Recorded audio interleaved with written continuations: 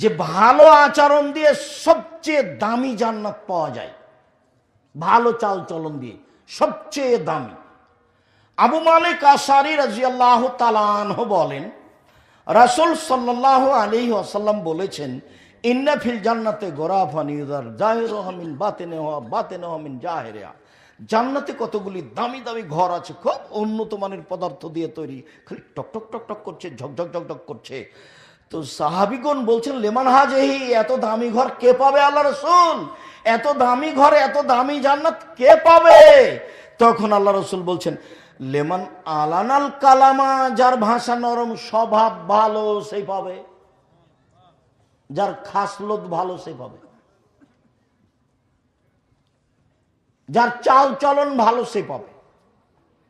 যদিও পরে আল্লাহ রাসূল আরো তিনটা কথা বলেছেন। দুই, আতামা তমা, ফকির মিসকিনকে খেতে দেয় যে সে পাবে।